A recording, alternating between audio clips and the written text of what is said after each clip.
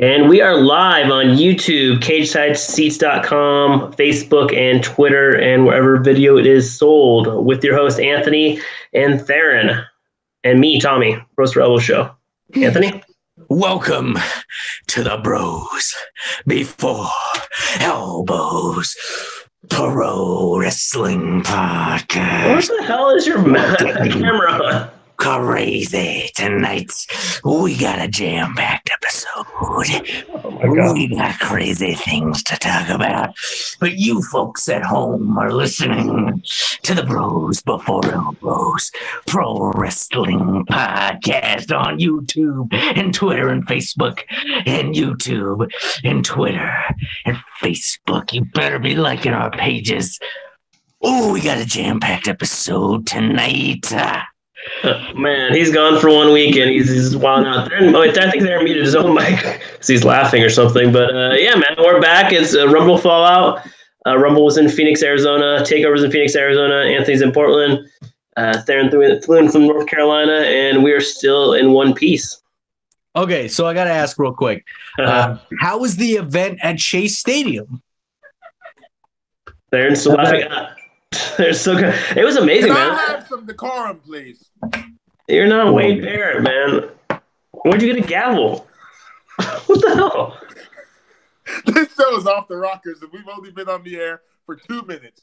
To answer your question, it was legendary. Like Barney on How I Met Your Mother. Same concept. Great shows. Great being there live. Great experiences. My answer. What do you got, Tommy?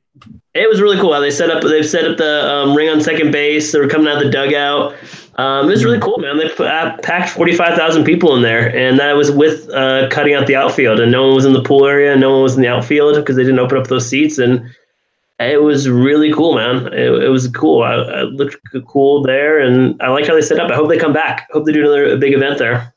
Yeah, I was really curious what the setup was going to be. And just how, like, you know, what the entrance was going to look like. I really liked how the entrance was bare bones. Mm-hmm. Yeah. I thought that was so cool because usually, you know, WWE puts on a, you know, mega spectacular with, you know, rest in peace Pyro, but rest in peace Pyro. But you know, just how it was just stripped down. It just looked raw. That's a good point, man. Yeah, that's actually really good. Yeah, because they didn't have like a big like entrance ramp. They didn't have like a big like hulking video board like in back of the wrestlers. It was just like, yeah, it was like more like a prize fight. Yeah, I thought that was really rad. There were some people. I'm a part of a couple of different wrestling pro wrestling forums or whatever on Facebook, and some folks were saying, you know, that the crowd was dead and the crowd wasn't lively enough and they didn't seem loud. And one thing I want to point out to those Jamokals is the fact that it's a freaking baseball stadium. Mm-hmm. And was the top open or was it closed? Theron is on mute again. The top was closed. I'm here. Okay, so either way, dude, it's a baseball stadium, not a basketball stadium. So there was people that were complaining that like people weren't hyped enough. It's like, are you kidding me? Like this stadium isn't designed for acoustics. You know, it's designed to be open and it's designed for baseball. So I don't know. I just wanted to say that I thought it was cool. And but to the haters out there, you know, haters gonna hate. Slater's gonna slate. There. What do you think about the crowd there, man? Us? Yeah. There, what do you think about the crowd being in the crowd? What do you think about the Royal Rumble crowd? It was a 5-hour show, so keep that in mind too. Right. Whatever. They were the people that were talking that smack were semi-accurate because we talked about this after the show. I talked to you about this after the show. Maybe you were too tired and you don't remember. I felt like the crowd was a little not into it, and that was after sitting through a pre-show. See, I almost F-bombed you. I'm sorry. You still use a 4-letter word. They just seemed like they were into it. Like, don't get me wrong. Maybe in the beginning they weren't, But as the show went on, they got more into it. By the time we got to like, the Women's Rumble, like it was just maybe, I don't know. It's a big stadium that we're sitting in for a wrestling venue, but it is cool that there was no pyro, there was no big design. Like that was cool, and us being behind that dugout, seeing the wrestlers like as they come up, that was pretty legit. But yeah, I mean the crowd was into it, I would say, but maybe they were just so excited to be in a baseball stadium they weren't cheering because they were, I don't know, just in awe of the setup. I'll go with that. I'm giving them excuses. I'm bailing them out. I'm bailing you out, Phoenix. I'm bailing you out. Half of them probably don't even care about wrestling. They're just there. They're just there because it's expensive, and we like to go to cool things and be part of it and be really drunk and loud. We don't even care about this match. I thought it was pretty decent, man. Considering the pre-show, the cruiserweights got some love. Rusev and Shinsuke got some. Yeah, cruiserweights had a really good match, and then they opened up with Becky and Asuka. So the crowd was really into Becky, and there was a good support of Asuka. And then like next match was Shane McMahon doing crazy stuff, and then after that, I think it was Ronda Rousey versus Sasha Banks. That was a really underrated match. People love to boo Ronda Rousey. And then it's the Women's Royal Rumble. Then after the Women's Royal Rumble, which is over an hour, the crowd did just die for a little bit. For like a good half hour, 45 minutes, they were just dead. There was like, wow, that's a really long match. Becky did something wild and crazy. Like, how do we come back from that? So I did feel the crowd like die. Everyone got up and like got something to eat or went to the bathroom after that match. And it was like collective, like, whew. We still got like 3 or 4 more matches to go and like almost 2.5 hours left of wrestling to go. So I think everyone felt like kind of like a sigh right there. But so maybe it died a little bit after that. But I think it picked back up during Balor and Brock. And then the Men's Royal Rumble started out a little slow, but it picked up there too as well. Jet lag, man. Blame it on the jet lag. That's my excuse. But I'm a mark. So like I was excited to be there the entire time. I was just really jet lagged. That's my reason for not yelling as loud as I wanted to, but I was in awe of everything happening. I agree with you on the whole dying after the Women's Rumble. That was a long match, but you got to remember, we started with Becky Lynch and Asuka. This is one of those epic dream matches when you talk about women's talent on the roster, and the story behind that match as it ends, and then to go into Shane O'Mac and The Miz now, bonding as a tag team and becoming the SmackDown Live Tag Team Champions, and then everything else that happened after that. So of course you're going to die. That's the way it is now. Like people get tired. But me personally, sitting in those seats with us I was loving everything about it. Like I don't think there was ever a time where I was like, why did they do that? Except for Brock and Finn Balor at first, but then it made more sense as I processed it. So yeah. Anthony, are we still talking about the crowd? No. I was gonna say, Anthony, I was gonna one question. Anthony, where did you watch it, and what was that like? Or I just watched it at home. Superfan Dan came over and we ate a lot of wings. Nice. Wingstop. And I really had no idea what the card was. I've been so busy with work and stuff that I didn't even have a chance to see what the heck was going on. So every match was like, oh, this match is going on. Oh, cool. Like this is happening. So, no, it was super fun. Watched it at home and I just geeked out, man. Seeing, it was tough. I'll say this. It was tough watching the first match because I love Asuka so much and I love Becky so much that I was really torn. And so that was, it was tough to watch Becky lose, but at the same time, watching her win the Rumble was just wild. Okay, let's get right into that, man. I'll go to Theron first. A lot of controversies coming out of this first opening match was Becky losing by tap out. Like she tapped out to a new move that Asuka's never really done before. I guess an old Daniel Bryan move that someone said at Cage Side. It's an old Daniel Bryan submission move used in ROH, but it's the first time Asuka used it on the main roster. So Theron, what do you think about Becky losing by submission? Like, was that the right call, or she should lost like maybe by quick pin, or like by passing out, or some other like fluky thing? What do you think about WWE's decision to do that?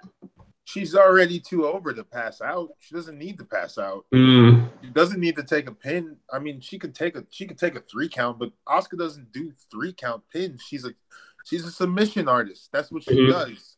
And she's Asuka. You're talking about someone that was undefeated for an entire year or so, and then Mhm. finally loses, and then gets knocked down a few pegs, and then finally gets her hands on the women's title, which she should have already had, who has to fit in with Charlotte and Becky and Ronda Rousey. You damn right she should have tapped out, because she's now going on to face Ronda Rousey at WrestleMania, which is what everyone wants anyway.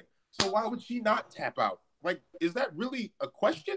That is a question. I was just say, Anthony, what do you think? Are you Team Theron, or do you see the other side of it a bit?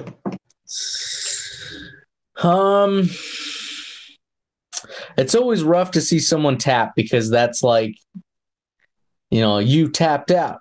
You tapped out. You couldn't take anymore. Like, you literally broke someone. Mm-hmm. I think personally, I think that really makes Asuka look really strong. Mm-hmm. But I think it also humanizes Becky that much more. Mm-hmm.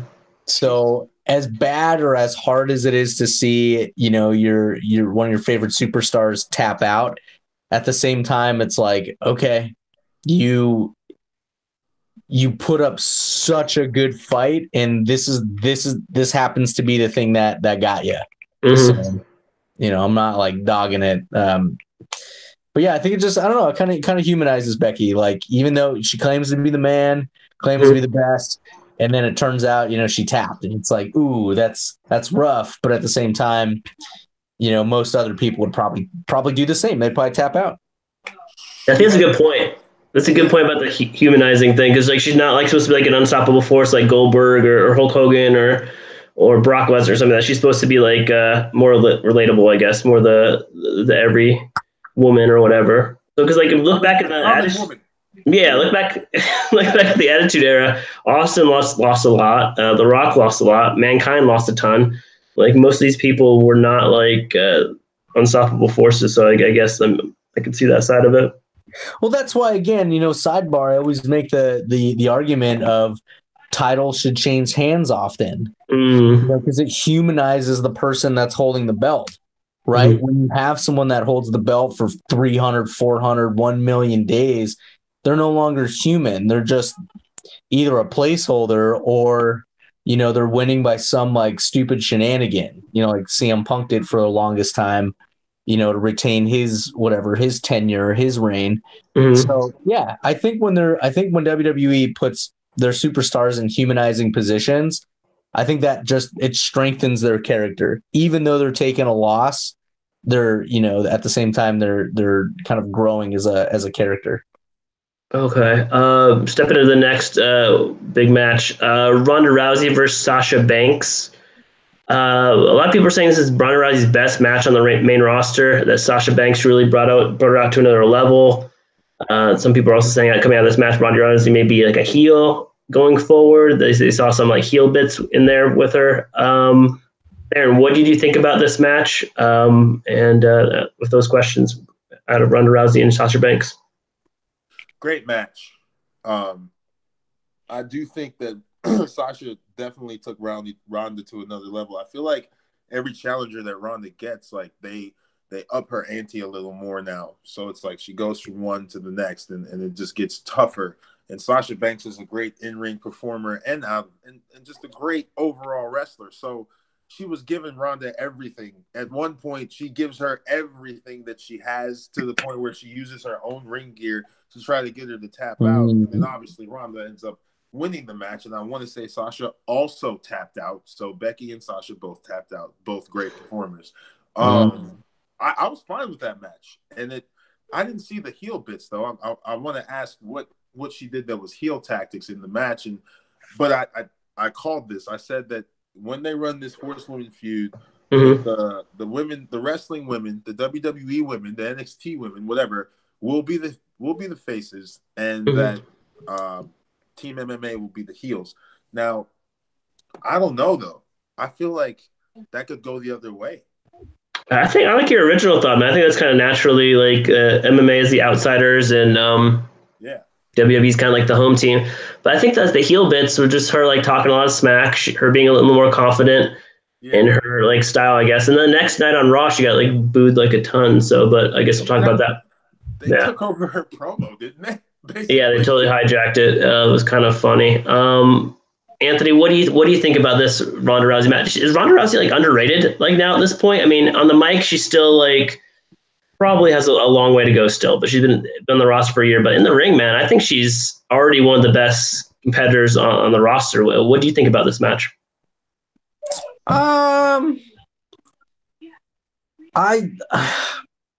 It's hard because she's only been on for a year, so it's kind of hard to judge her because she didn't go to the NXT, she didn't like do anything, she just went right to the main stage, so it's kind of hard to judge her like on a curve or what.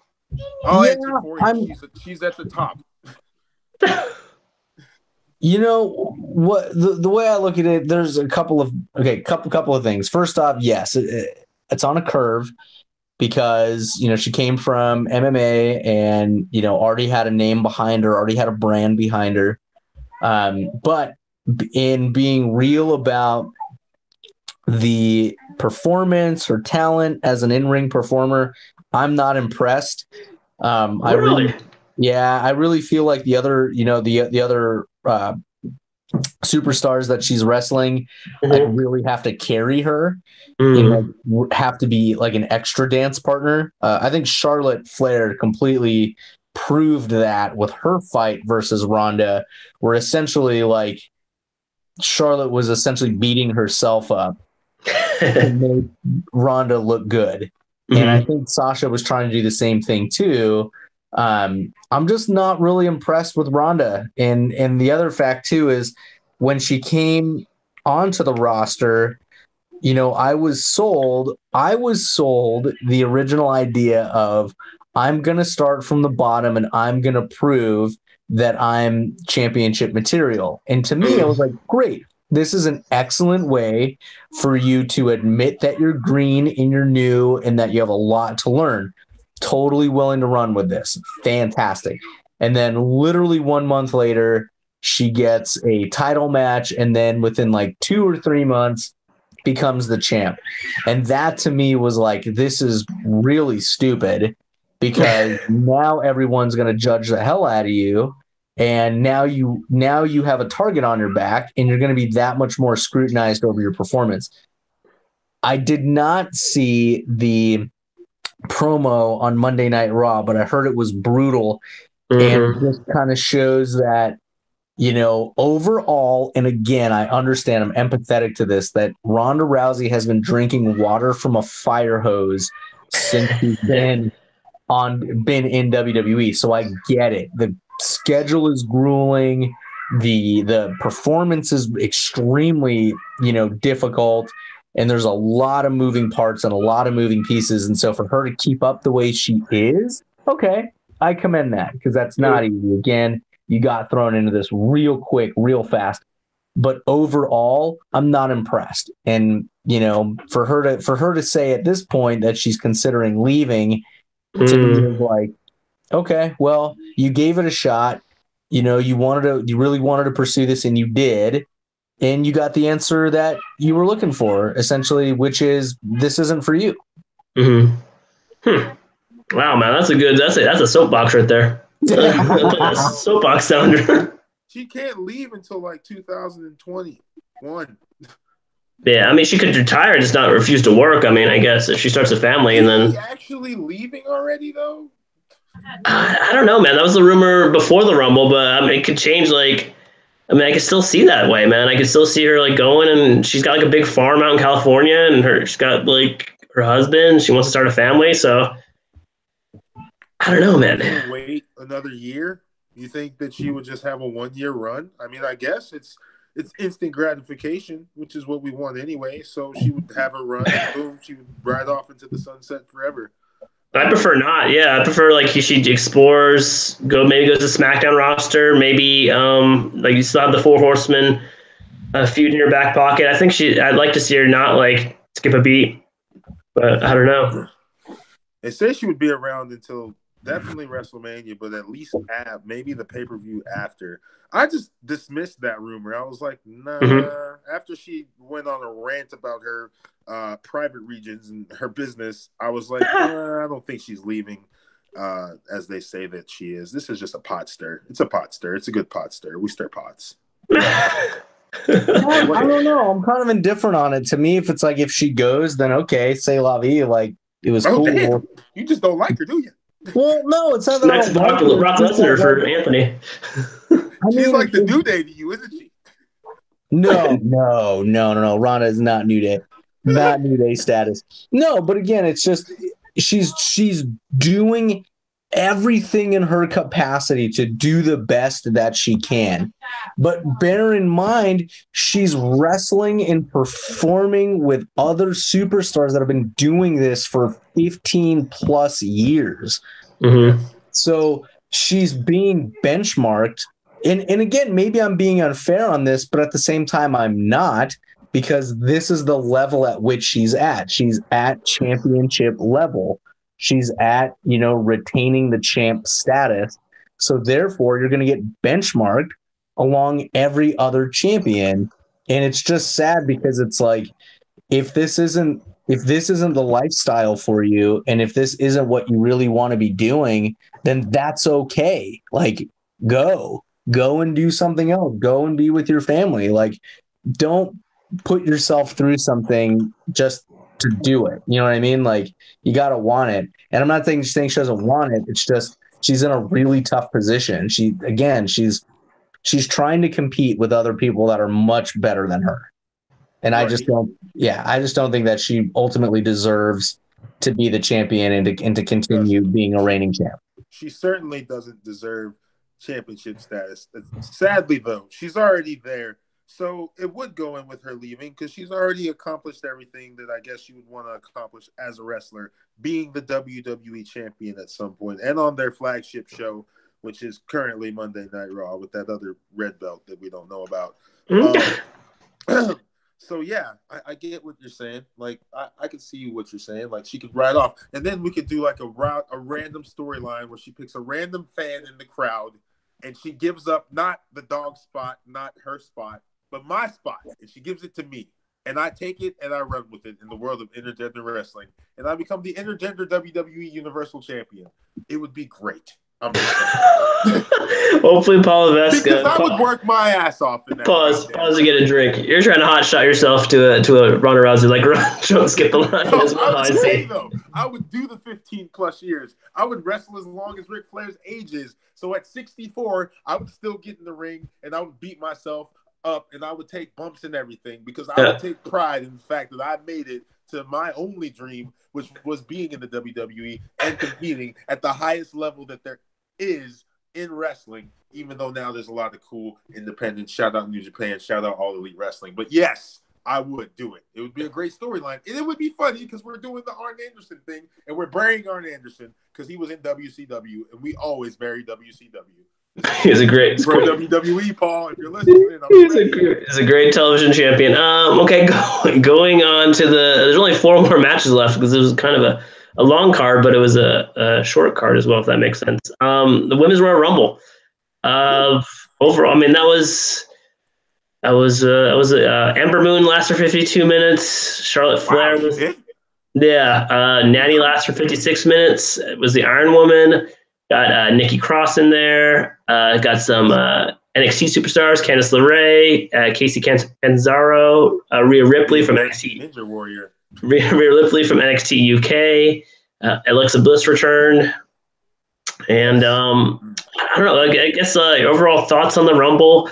Becky won it. She came in. She lasted for 13 minutes. Was that did they? I guess the only question I have for Becky is did they prolong that too long? Like, did she could just go in the Royal Rumble and win it? Did she have to get like injured too as well and like add an extra hurdle for her to challenge? Was that like a little too much drama in there, or was that just the right amount of drama? Anthony, what do you think about the Women's Royal Rumble overall as a match and Becky's entry into it? Oh my gosh, I thought it was excellent. Mm-hmm. I really enjoyed it. I thought Becky entering was totally rad because I was like, there's no way Lana is going to make it all the way down the ramp. Mm-hmm. There's just no way. So I thought that was a great swerve. Yeah, I couldn't remember if Ember Moon was going to be the Iron Woman or if it was going to be Natty, but it was Natty. Mm-hmm. I just thought, I thought it was really good. I was impressed. I enjoyed it. I definitely enjoyed it. And I'm Most really glad that Becky won. Yeah, that was cool. Most eliminations was Charlotte Flair. She only had 4 eliminations. She had the most eliminations. Theron, what did you think about the Royal Rumble? What do you think about Becky's entry into it, and overall thoughts? The Royal Rumble itself was great. They won up last year because last year was a whole lot of legends to fill spots, and now this year I think there was none. I don't think there was a legend at all. Actually, was there? Just Maria Kanellis, I guess, could consider it because she hasn't wrestled in a while. But yeah, no one else besides no Trish Stratus, no Michelle McCool, no Lita, no nothing like that. Yeah, Maria Kanellis is an active WWE wrestler though. She just was pregnant. I mean, so I don't count her as a legend. I'm sorry. I know she's from that time. Hey, John. Yeah. But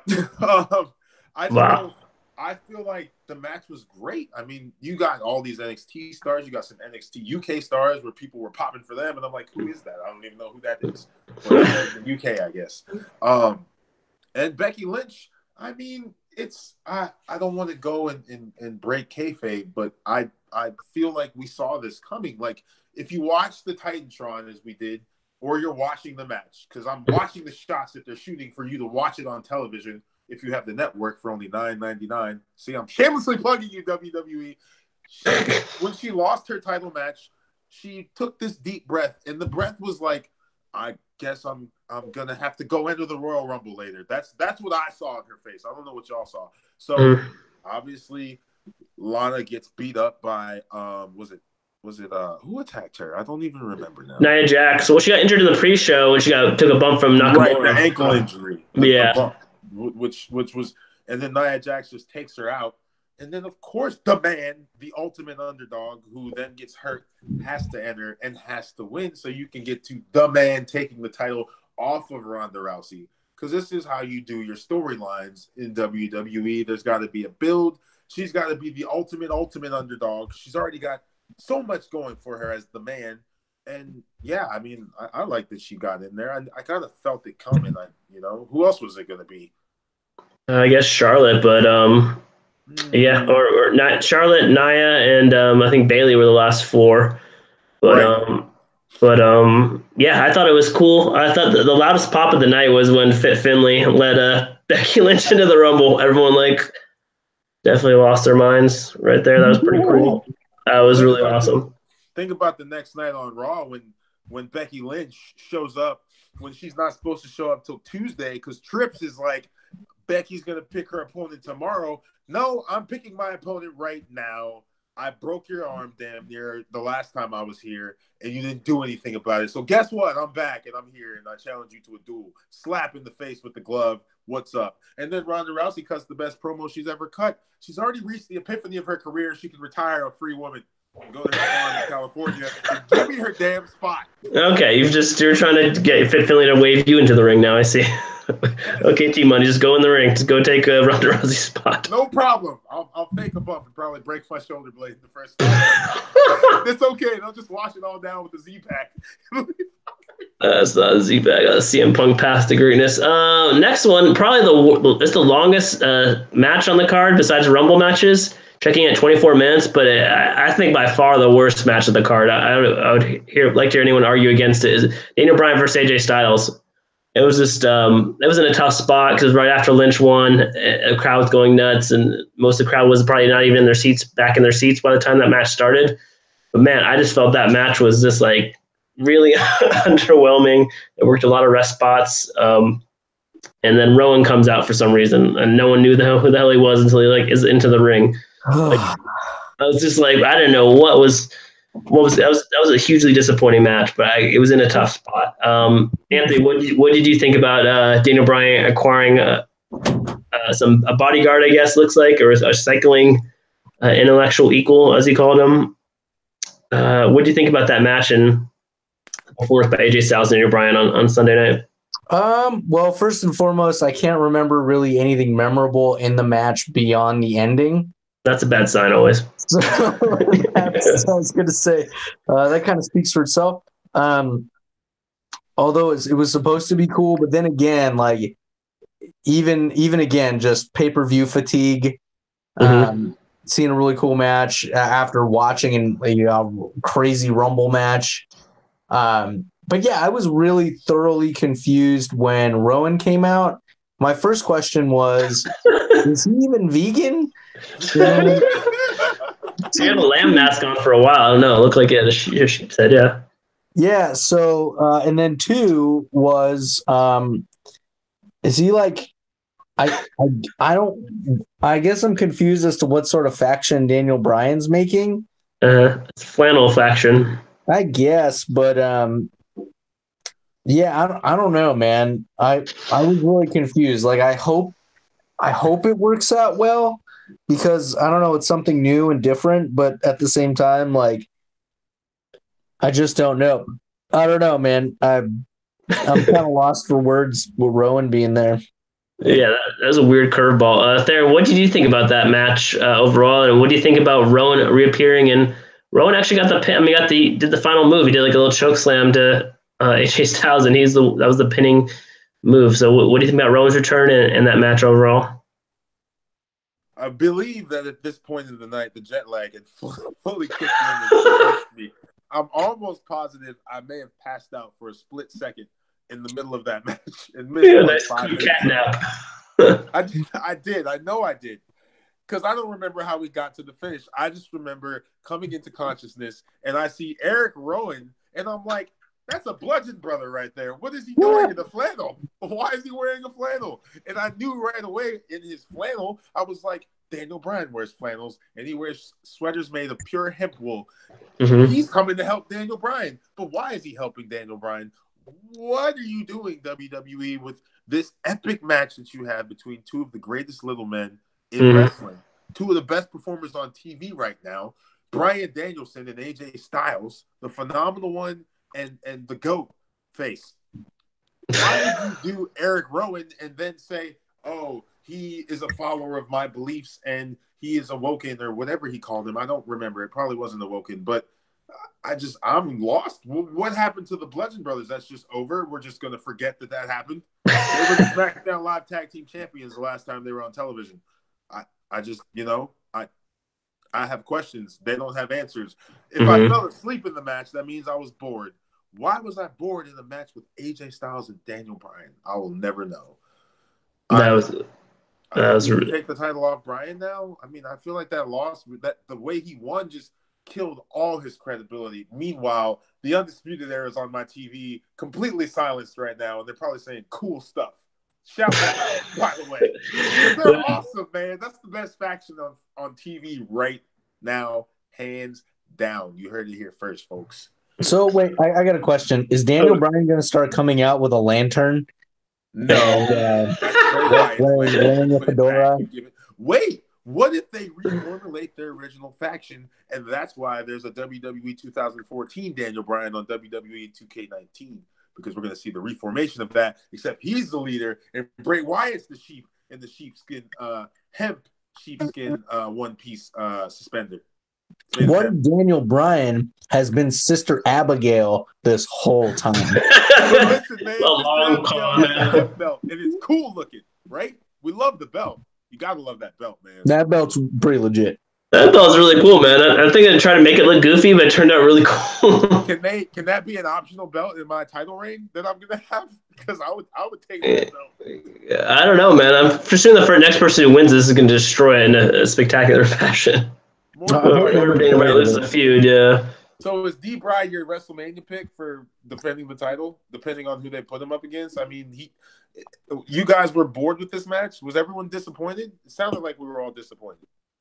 Yeah, man. I don't think it was a good match. Yeah, I don't know. It just wasn't good. I must have passed out for a while. So they really didn't have any cool spots in the match. Like I'm serious now. I know I fell asleep for a second. I tried to watch some of the Royal Rumble back on the WWE Network. I fast forward right through that match. I just didn't have time. Network. My account's been compromised. I need it for the night so I can watch this Royal Rumble. By the way, that's the famous plug right there. I'm a fan, okay? Your man is trying to pirate from the McMahons. I'm dead serious. I need it for one night. I got to go to the bank tomorrow, but I need that WWE network. One night only. Yeah. Tweet at Bros4O if you want to give out there on your WWE Network password for That hurts me that those two are at the top of the brand, and they didn't put on a memorable match at Royal Rumble in Phoenix, Arizona, the land of milk and honey. We're almost. This is the worst town I have ever been in. I did it. I put it in the show. We can move on now. Are you saying Phoenix or Charlotte? You know where I'm talking about, man. I'm talking about the 704 right now. Okay. Someone go. Yeah, two. He said Flagstaff's area code. You have to be. Nah. Yeah, you had to. On about Charlotte while I was in Phoenix, but listen, guys, I actually love it here. I think I entered into a character that was back home, so he just denounced everything he'd done for the last 5 years, and it was just a rant about how Phoenix was better than any other state in the country. I'll go to war with anywhere. We'll go to war with Montana, Vegas, New York City. Maryland. All of these states can get it. Phoenix is where it's at. I'm telling you, they got cactuses, coyotes, and scorpions, man. You can't beat that. You can't beat that. You can't teach that either. Next, I thought it was a good match. It was only 8 minutes long, it looks like, according to Wikipedia. But Brock Lesnar versus Finn Balor. I felt like Finn Balor brought out the best in Brock Lesnar. And he kind of knew he was going to lose, but I think he gave it a run and gave us a little tense moments like where, hey, maybe WWE's going to do something wacky here. Maybe they'll do something crazy and Finn can actually take it. So they gave us those brief little flashes, little glimmers of hope there. So I think I like that match. Even though Finn Balor tapped out as well. He lost by submission. Anthony, what do you think about this? How did it look at home? It was a brief match. How did Balor look? His entrance, his Brock Lesnar standing next to him. What do you think about that match? Dude, this match was awesome. Thank you. Yeah, so you're back on Brock Lesnar. We want to be Universal Champion forever, right? Nope. What I want is again, this comes down to the humanizing element of superstars. Brock Lesnar looked like a human fighting against Finn Balor.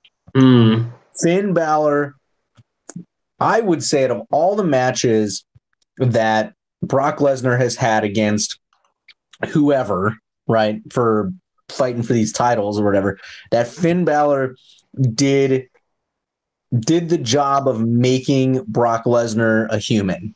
Right out of the gate, super aggressive, and is just essentially just getting Brock to like bowl over, to like be curl up. You know, he keeps hitting his stomach, keeps hitting his midsection, and going to town. It really had the offensive for a good stretch of time. It was only a matter of time until the first suplex came, and then it was pretty much downhill from there. But the fact that Finn, being smaller and more agile, but really in stature and physique, being so much smaller than Brock, but being able to deliver such devastating hits and, again, humanizing him, that to me is what made this match exceptional. Nice. Theron, what do you think about this match? It was the final singles match of the night. Seemed like Finn Balor stepped up. Brock Lesnar got like the best version of Brock Lesnar. What did it look like live to you? Again, I need to watch this on the network now that I'm thinking about it. At first, Did you sleep? Did you sleep during this one too, man? No. 8 minutes long. During this one, let me talk. 8 minutes long. Definitely didn't sleep during this match. I was into this match. I didn't like the ending at first, but this match did one thing for me. It put me back on the side of the big draw, the prize fighter, the MMA guy, Brock Lesnar coming to town. And at first, before this match, I was like, you know what? I'm going to get behind this Universal Championship, man, because you know what? He hasn't lost very many matches ever since that John Cena ambulance fight and then the time that he got low blowed by The Undertaker. I think those are the only two. And then the Roman Reigns after like 7 years. Those are the only three that I remember in the Goldberg. Dude, Goldberg beat him in like a minute. That wasn't there. By the way, they poured those Goldberg chants in to the arena. If you didn't know, Kevin Nash revealed that on his own podcast. So you're welcome for that. They weren't cheering for him. Including Kevin Nash's podcast. He was hot, they were booing him. That's how over he was not. So Brock Lesnar faces Finn Balor. and Finn Balor just gives him the business, right? He kicks him in the stomach in the opening minutes of the match, and you're like, oh my goodness. Brock Lesnar had diverticulitis. That's actually an attack on the intestines. If you were really paying attention to this match that much, you would think about that and be like, yeah, it's all cured up, but stomachs are sensitive. And then I'm like, oh my goodness. He's going to work him over in the midsection and just take the beast down, David and Goliath style. This is great work. It brings out the best in Brock Lesnar, and then he locks in the Kimura lock, which Finn taps out to. And it just goes to show you that at any minute, Brock Lesnar will take over the match and beat you. Now, obviously, the suplexes didn't help him, but I think Finn gave him everything, and I think it did dehumanize or humanize Brock Lesnar. It showed that he can be beaten.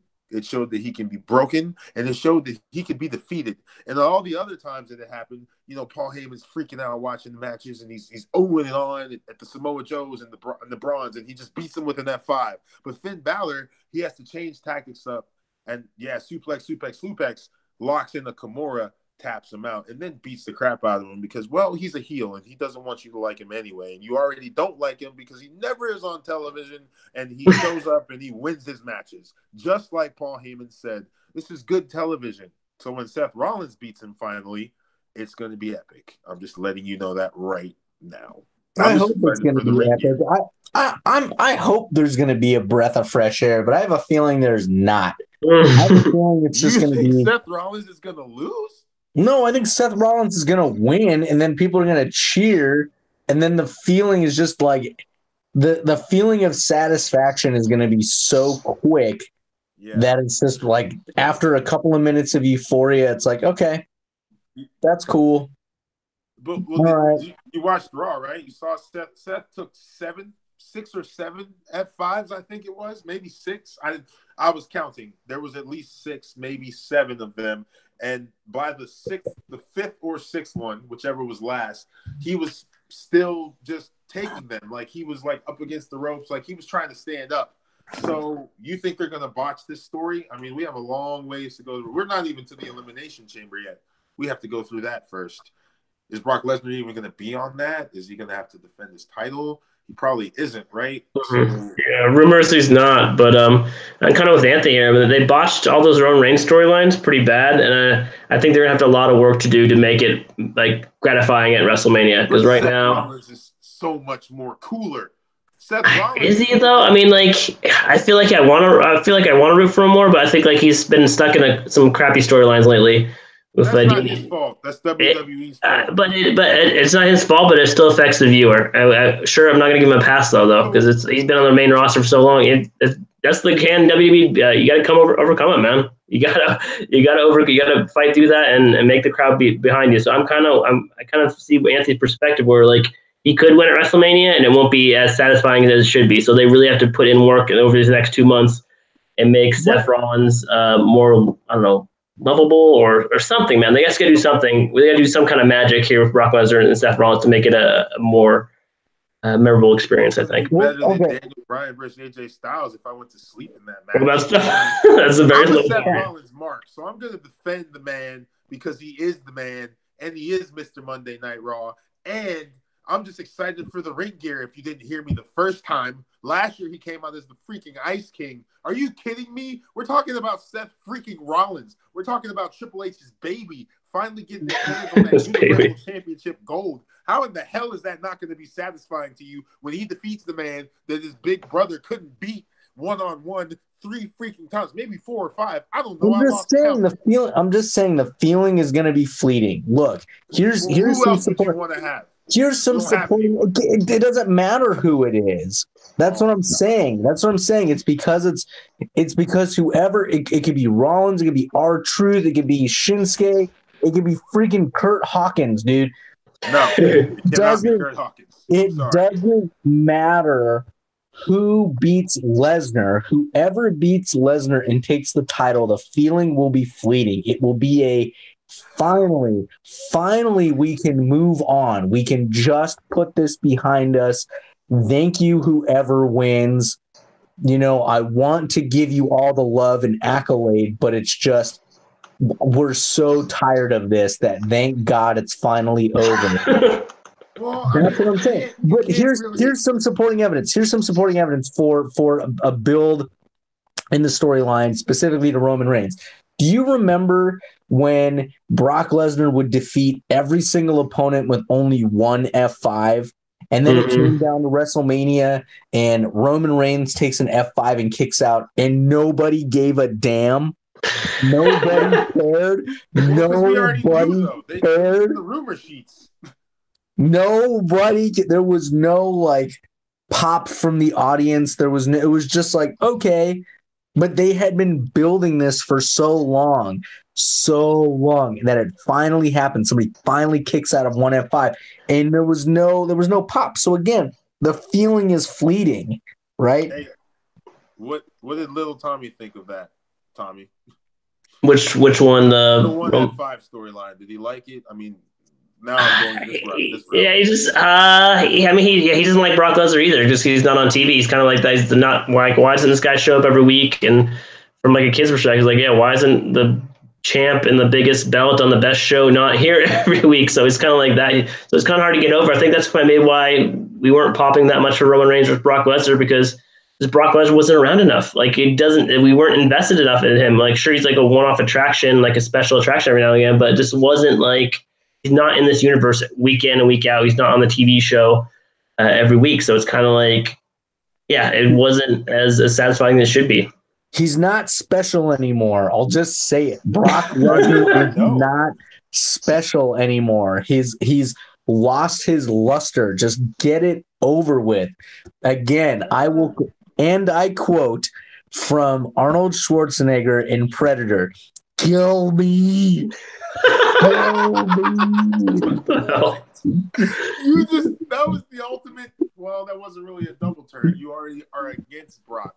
I'm siding with the beast incarnate that comes out of his cave once every 17 months to defend his title and go back into his cave as the monster that he is, because no one can beat him and no one else can have Paul Heyman in their corner speaking for them and doing what he does. It's all about that part of the story. I don't care about Brock Lesnar in the ring anymore. Yeah, he's boring. We're over that part. I care about the story that comes with it. Paul Heyman's big mouth. Paul, every week that Brock Lesnar wrestles, which is once every 6 months, they introduce the challenger, and then they go to introduce Brock, and Paul Heyman takes the mic, and all of the fans at least repeat Paul Heyman, just like they repeat one fall. So when he loses, thank you, Seth Rollins. Now we can get to the man I'm looking at right now, frozen on my TV, Adam Cole challenging for the Universal title. But I'm just saying, you got to be happy for the Night King. You got to be happy for the Kingslayer. You got to be happy for what's next in line. Hey, look, they tried to do the move-on thing with Roman Reigns finally. It just didn't work. I mean, you can't control people having reoccurring serious health problems. So let's enjoy the ride. Let's remember Stone Cold first going for the world title against Shawn Michaels, and that was like 2 months of build-up where he was getting super kicked off the ramp every week. And this is a guy that's so over that he's just too over. I don't even know what I'm saying anymore. I'm flustered about it. I'm mad about it. I'm it could be anybody. Okay. Because Dean Ambrose is leaving, and Roman Reigns, we don't know when he's coming back, and Kevin Owens isn't around, and Sami Zayn's he might come back as El Generico. Okay, I don't know. I don't think that's possible. Came back no longer in character. I was all the way confused. The girl up in me understood what was happening, but the kid in me was lost in the cycle. How do you just change a character right in the middle of his own story? I should ask Little Tommy what he thinks about Rowan. Yeah, actually, I should ask our ace kid reporter what his thoughts on that. I was gonna say something about the Rumble, but man, we probably up against the clock real quick. But it was cool. Well, I guess what about the thing about the Nia Jax spot, man? Just killing. That's stupid. It was cool. You just killed our podcast by 30 million viewers. We're not politically correct anymore. You can't say that on heat. Why was it stupid? I'm just throwing out all the one-liners for WWE to save us. Tommy Ball. Oh, man. Why was it stupid, man? I thought that was. I mean, you're just an R-Truth mark. Is that why the chickens have come home to roost? You predicted R2 is going to win the Rumble and cut the greatest heel promo in W since Hulk Hogan at Bash at the Beach 1996. Is that why you didn't like Nia Jax in there? Yep, that's 100%. You wanted Kenny Omega to be there, didn't you? No, I wanted R-Truth to win. You really did. Oh man, okay. But Well, he is the You U.S. hope champion now. for. He's got United States gold. that's true. We just got United States gold. I'm confused on that too, but cool. Wait, That was, why? that was It's his time to shine. He needs gold. He paid his dues. He had Little Jimmy and he lost with Little Jimmy and he didn't win the WWE title back then either. So he's got to have U.S. gold. a And horrible Rusev is a feud. heel, right? Is that Yeah, what I Rusev got? is a heel now. Doesn't make sense, man. I don't know why. I'm really bummed about that because I thought he could be a good face. Nah, Yeah. no, but overall, beyond me having my gripes about Nia Jax, I thought it was kind of cool. I'd have to admit, I thought it was kind of cool that she entered the Rumble and essentially was beating all the dudes up, and then wound up taking a bunch of bumps from all the dudes. So I thought that was kind of cool. I thought it was kind of fun to see the intergender battling in the ring. Mhm. Yeah. That was lit actually. Because The crowd went crazy for that. Yeah. I was kind of like, when she came out and attacked, I was like, oh snap, she's just doing an attack because she's mad, but she's not gonna wrestle. She's just gonna like run away, and then boom, Kenny Omega's gonna come out. Plot twist. He's here. The cleaner's here, guys. But no, they went with Nia Jax actually entering the Rumble as the third woman to ever enter a men's Rumble, and I thought it was cool. You know, they're now accepting the intergender era of wrestling, so that's cool, man. She took a freaking 619 and an RKO. Yeah, She had a super kick. Yeah, from I'm a Ziggler. Randy Orton mark too, because I just mark out for people that you guys don't like. That's what I'm here for. So, Come in at number 29. Yeah, I liked Aleister Black and Pete Dunne and Johnny Gargano in the Rumble too. I thought that was really cool. DIY tattoo, man. Every time he wins, I just point to the tat, man, and I say, "Yep, that's right." Oh my gosh! Real quick before we Wait, we're not going to talk about TakeOver? Oh, No time, man. No no time. time to talk about TakeOver? Are you? all I want to say real quick is I thought it was Your really son took a rad. picture with Ricochet. What the? I just want to say real quick before I say my closing statements. It has been really cool to see Johnny Gargano win the North American Championship, Yes. and then seeing him next to Tommaso Ciampa as the NXT champ. Yes. Just that picture alone, that to me is brilliant storytelling, and to tie it in a bow like that, I thought was absolutely, again, just brilliant story writing, brilliant storytelling. I was very pleased to see that. So yeah, I thought NXT TakeOver was fantastic. So yeah, that's all I'm going to say about that. Do you think that Tommaso Ciampa will now get screwed, or that's too cliche, and that this was like a plan that formulated maybe 4 to 3 months into their hatred for each other after their last fight with each other? Or do you think this just happened naturally as tag teams reunite, but it just so happens that they reunite with gold on both waists? What do you think? I don't know. I don't really care what happens next, because I just love that mental Well, picture. what happened on the next episode? Were they even on NXT? No, it was just like a recap episode last night. But Theron, what do you think overall about NXT Takeover in 1 minute? A 1 minute soapbox on NXT Takeover Phoenix live. Match of the night: Gargano winning that North American title. It was a great show. That was an awesome show to be a part of and be there live and see that, and seeing Ricochet doing freaking crazy flips all over the place. And women's match was good. Everything about it was awesome, man. The bro, seeing the bro wrestle live. I'm happy I was at one of his first, I guess, pay-per-views, I guess you would call that, right? Because NXT is his own brand. Like, I like that guy. I like him as a character. I thought it was great, dude. And then that ending moment with, well, it wasn't even the end. It was the start of some new feuds. But that Tommaso Ciampa, Johnny Gargano, like, because the cliffhanger on last NXT was Candice LeRae being like, no, you can't reunite with him, because they were going to do it then. So they left you hanging, and then boom, they're cool, or they're amicable. We're amicable. I don't really know if they're actually cool, but we're moving into a new era in NXT. I like it, man. I was happy with it. And Johnny finally gets some gold. I think he needed that. I mean, he had the titles before, but still, singles gold. You know, he's been losing a lot. Yeah. I think that was definitely the match of the weekend for me, Gargano versus Ricochet. I was impressed by Aleister Black. His whole entrance, his theme music is really cool to watch live. I wasn't really a big fan of his until then. He put on a good match too as well. Bianca Belair is probably a future women's champion whenever she gets called up on the main roster. I think she's got and like you said, the Undisputed Era, best faction in probably pro wrestling right now. Sorry, being the elite, but I think Undisputed Era might have passed you, or is going to pass you in 2019. I was hurt though. I was hurt that they took that L. I mean, that was the only other thing. And then Belair, she tried so hard. I thought she was going to find a way, but Baszler's good as champ for now. Yep. All right. Well, thanks for listening to our live from Phoenix recap of NXT TakeOver Royal Rumble. Anthony, where can people check us out and stuff like that? You can find us. Oh gosh, you're on video. Facebook and Twitter, and you can find us on YouTube. You can find us on Facebook and Podbean, and you can find us on iTunes. What's poor iTunes listeners just waiting? Who is this character that you created? Who is this new character? Maybe I have the automobile. Oh, he's I don't know. I don't know who that was. He just came in and running the thing. It could have been Anthony. It could have been someone else. All right, Aaron. Last words. Epic, legendary. This is what happened in Phoenix.